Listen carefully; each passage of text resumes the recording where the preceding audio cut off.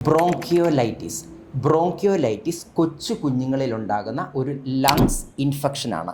ലങ്സിനകത്തെ ചെറിയ Airways, bronchioles എന്ന് പറയുന്ന ചെറിയ എയർവേസിലുണ്ടാകുന്ന ഇൻഫെക്ഷൻ, ഇറിറ്റേഷൻ അല്ലെങ്കിൽ സ്വെല്ലിങ്, ഇതുണ്ടായിക്കഴിഞ്ഞാൽ മ്യൂക്കസ് കെട്ടിക്കിടക്കും.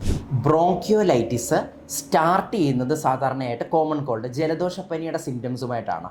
ഇത് കുറച്ചുകൂടെ കഴിയുമ്പം അസുഖം കൂടുവാണെങ്കിൽ കുഞ്ഞിന് ചുമ വരും, അതുപോലെ തന്നെ വീസിങ് എന്ന് പറഞ്ഞാൽ മ്യൂസിക്കൽ സൗണ്ട്, വീസിങ് കേൾക്കും. ഓക്കെ, ഇത് അസുഖം കൂടിക്കഴിയുമ്പോൾ കാണിക്കുന്നതാണ് വീസിങ്ങും കഫും ഒക്കെ. ബ്രോങ്കൈലൈറ്റിസ് ഉണ്ടായാൽ ചില കുഞ്ഞുങ്ങൾക്ക് അത് ചെവിക്കകത്ത് ഇൻഫെക്ഷനായിട്ട് മാറും. അത് റെയറാണ്, പക്ഷേ ചില കുഞ്ഞുങ്ങൾക്ക് അത് ഒറ്റൈറ്റിസ് മീഡിയ എന്ന് പറയുന്ന ഇയർ ഇൻഫെക്ഷനിലേക്ക് മാറാറുണ്ട്. ബ്രോങ്കിയോലൈറ്റിസിൻ്റെ കോസസ്. ബ്രോങ്കിയോലൈറ്റിസ് ഏറ്റവും കൂടുതൽ കോസ് ചെയ്യുന്നത് റെസ്പിറേറ്ററി സിൻസീഷ്യൽ വൈറസ് കാരണമാണ്. ഓക്കെ, ഇത് ഏറ്റവും കൂടുതൽ കണ്ടുവരുന്നത് 2 വയസ്സിൽ താഴെയുള്ള കുഞ്ഞുങ്ങൾക്കാണ്. അതുപോലെ തന്നെ ഏറ്റവും വലിയ റിസ്ക് എന്ന് പറയുന്നത് 3 മന്തിൽ താഴെയുള്ള പൊടിക്കുഞ്ഞുങ്ങൾക്ക്, ഇൻഫൻറ്റിന്. ബ്രോങ്കിയോലൈറ്റിസിൻ്റെ പ്രിവെൻഷൻ, ഹാൻഡ് വാഷിംഗ്, അതായത് കുഞ്ഞുങ്ങളെ ടച്ച് ചെയ്യുന്നതിന് മുമ്പ് കൈ കഴുകണം. പ്രത്യേകിച്ച് ഈ ജലദോഷം പോലുള്ള ഇൻഫെക്ഷൻ ഉള്ള ആൾക്കാർ ഹാൻഡ് വാഷ് ചെയ്യാതെ കുഞ്ഞുങ്ങളെ ടച്ച് ചെയ്യാൻ പാടില്ല. ഓക്കെ, പേരൻസിന് ജലദോഷം പോലുള്ള പ്രശ്നങ്ങളുണ്ടെങ്കിൽ ഫേസ് കവർ ചെയ്ത് വേണം സ്നീസ് ചെയ്യാൻ, കഫ് ചെയ്യാനൊക്കെ.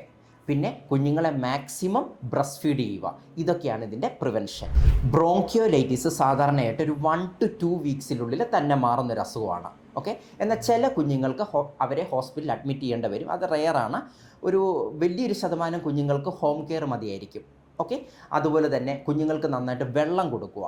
ഫ്ലൂയിഡ് വളരെ ഇമ്പോർട്ടൻ്റ് ആണ്. ഈ കുഞ്ഞുങ്ങൾക്ക് സലൈൻ നേസൽ ഡ്രോപ്സ് കൊടുക്കും. പ്രത്യേകിച്ച് കുഞ്ഞുങ്ങൾ ഉറങ്ങുന്നതിന് മുമ്പ്, അതുപോലെ തന്നെ പാല് കൊടുക്കുന്നതിന് മുമ്പ്. അത് ശ്വാസം മുട്ടലില്ലാതെ കറക്റ്റായിട്ട് കഴിക്കാൻ വേണ്ടിയാണ്, അല്ലെങ്കിൽ ഉറങ്ങാൻ വേണ്ടിയാണ് സലൈൻ നേസൽ ഡ്രോപ്സ് കൊടുക്കുന്നത്.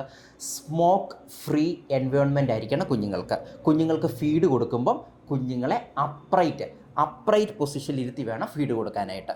ഈ കുഞ്ഞുങ്ങൾക്ക് ശ്വാസം മുട്ടൽ വല്ലതും വരുവാണെങ്കിൽ പെട്ടെന്ന് തന്നെ ഹോസ്പിറ്റലിൽ പോയി ഡോക്ടേഴ്സിനെ കാണണം.